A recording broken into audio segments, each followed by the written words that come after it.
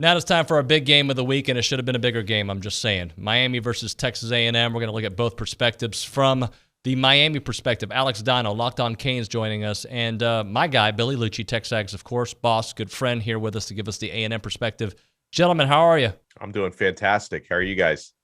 Well, doing pretty good because I'm actually excited about it.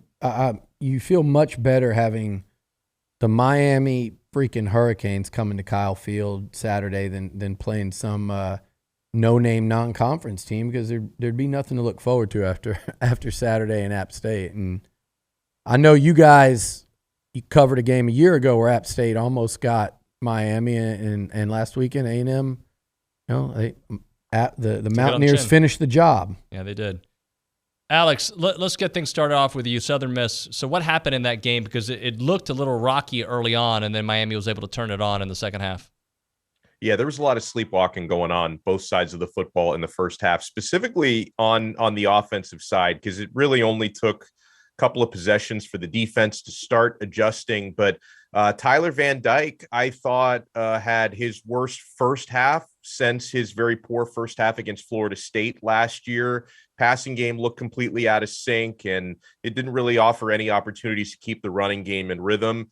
I think they had one heck of a halftime chat on both sides of the football, because the defense looked a lot more disruptive and started producing tackles for loss and sacks in the second half. They pitched a second half shutout, and the offense actually started following through on drives. And, it wasn't even as much about Tyler, although, Miami did have a huge play in the passing game in the second half, a flea flicker touchdown for a long play from Tyler Van Dyke to Keyshawn Smith. But really the running game picked up, and that's been the focal point, guys. The first couple of games, and Miami has played inferior opposition the first couple of games. Southern Miss last week, Bethune-Cookman the week prior. They've kept things very vanilla, like very vanilla on offense, and it kind of has people wondering just how much are they going to open up from this Texas A&M game on forward, because for as good of an offensive coordinator as Josh Gaddis is, people kind of look at what he did at Michigan last year, and it was a very run-heavy offense. So people wonder just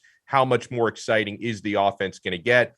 Personally, I saw them in fall camp working on a lot of RPO, and they haven't really brought that out at all in the first two games. So I think it's gonna open up a lot more. But the big thing from a Miami side of things is, I see a lot of Hurricanes fans chirping now after seeing Texas A&M lose to Appalachian State. I think that makes the game even tougher. Quite frankly, I think the fact that they just lost to Appalachian State only makes the Aggies angrier. I think Miami's going to have to start fast, and they're going to have to score some points in the first half. All right, Billy, I hope the answer is no to this, but do we know who the real A&M team is yet? No, I don't think so. But also what we don't know is what this team's ceiling is. And I would have thought you'd be saying that after two games. Yeah. What I wouldn't think we would be saying is that the floor is what it was, and hopefully does not continue to be, but could be for another couple weeks. I think this team will get a lot better. Yes. But the problem is the schedule. And here comes Miami. And like you said, they haven't been tested.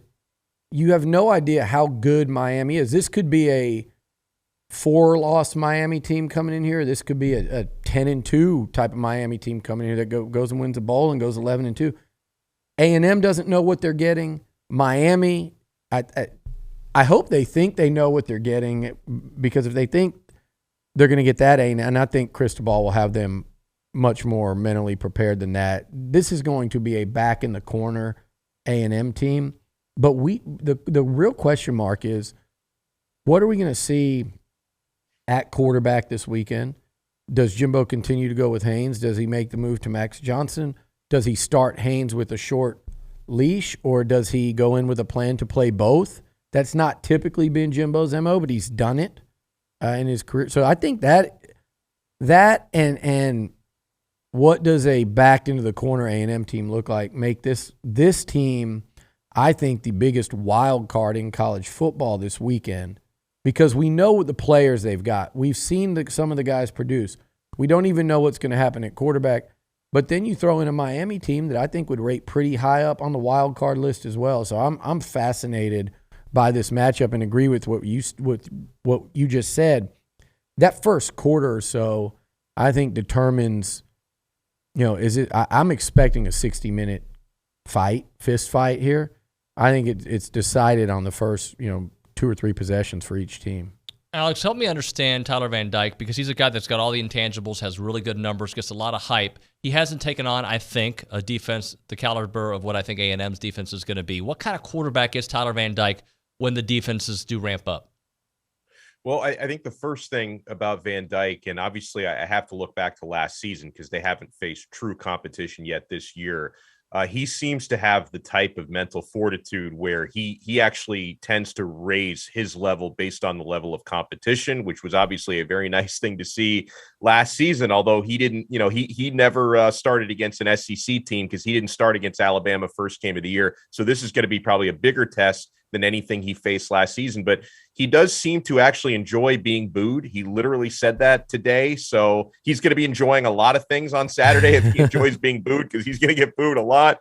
And listen, he's got a big arm. I think the only thing that's let him down on a few occasions, and when you're going up against teams like Southern Miss and Bethune-Cookman, you have to be very nitpicky about it. Yeah, he's made a couple of poor decisions, but you still see him making NFL caliber throws.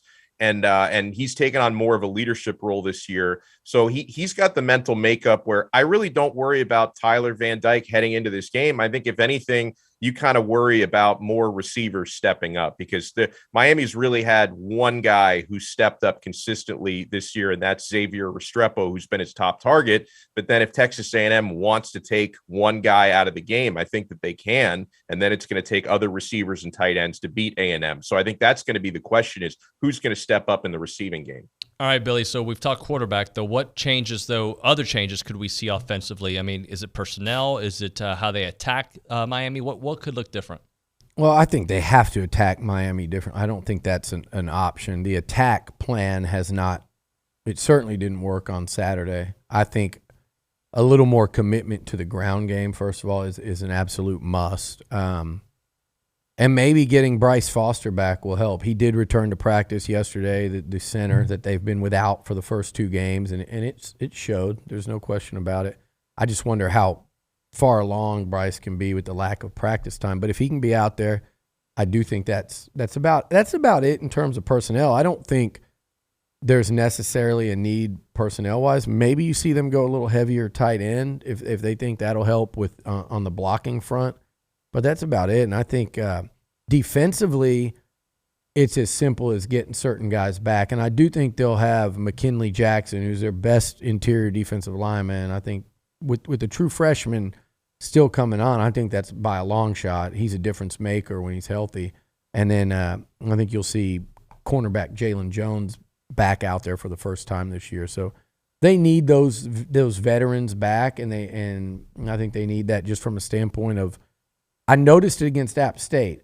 A lot of confusion on defense, and a lot of guys kind of, falling for the action of the play and leaving things wide open on the backside and things like that. That the more veterans you get out there, the less of that you're going to see. All right, Alex, let's go through both scenarios. What does a win mean for Miami moving forward, and what would a loss do to them moving forward? Yeah, I think a win would be just absolutely massive, because there's just so many expectations now for the football program with Cristobal, the staff he's bringing in, even the front office staff. I mean, they took the athletic director, Dan Radakovich, from Clemson. We know what his ambitions were there and what he wants to accomplish at Miami. So, a victory against a program like Texas A&M this early in the process for Miami would really kind of give people a sign that they're progressing even more quickly than people had hoped. And then a loss, I want to, for anybody watching this who's looking at it from a Miami perspective, if Miami loses this game, don't freak out too much, because I think, again, some people from a Miami side are maybe overreacting a little bit to Texas A&M losing to Appalachian State and talking about how much more pressure is on Miami to win. I don't think any of that's changed. I look at this game the same way today as I did preseason, even if I had assumed Texas A&M would be 2-0 heading into this game. I think it's just as difficult as I thought it was going to be a couple of weeks ago. So, I mean, if you lose this game, you hope it's competitive. That's number one. You don't want to get blown out ever, because that used to happen to Miami a lot when they'd face the SEC. So keep it competitive, win or lose. You have your whole ACC schedule in front of you. So I hope people don't overreact to a loss if that transpires. All right, Billy, I'm going to ask you the same exact question. Yeah. What does a win mean, and what does a loss mean? I think a win it doesn't completely erase App State, but it gives you it's a huge step towards doing so. And I think it also sets you up to be able to completely erase it. I look, if they can win, they don't have a chance to beat Arkansas if they don't beat Miami. They've got to have that boost going in. But these next two games, if Texas A&M figures it out, I really believe the App State loss is washed. And so you have an opportunity there. But the other thing is, in Mario Cristobal year 1, game 2, and I'm not saying, look, Texas A&M almost beat Dabo and Clemson the year they won the national title in game 2. It came down to a 2-point conversion. You can be good in game 2 under a new coach, especially in today's college football. But with what A&M's built and what we're being told has been built, in year 5 at home against Miami, and you got a home and home with them, you need to win the home game when it's game 3. I say game 2, game 3 of a new coach at Kyle Field at night. You're being handed every advantage in this thing, and when you go back to back with these guys, you better win this one. So there's that.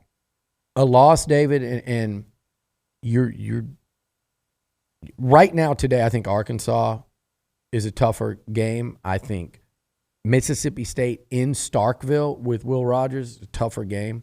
That matchup has never really favored A&M, and they've got I think Mississippi State has the best defense of the next 3 teams A&M's going to play. Maybe even 4. I'm still skeptical of Bama's defense, believe it or not. Mark that down as the season progresses. But if you don't win this one at home, at night, coming off that loss, and it is far from a guarantee. I think it's going to be a flip a coin game. But if you don't pull it off, you are looking at a very real possibility of a 1-5 start, and it's not guaranteed, but that definitely comes into play.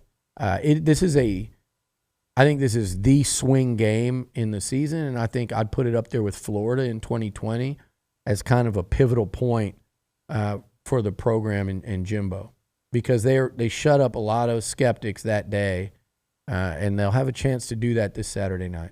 Alex and Billy, we appreciate it. Thanks so much, guys. All right. Thank you. Thanks.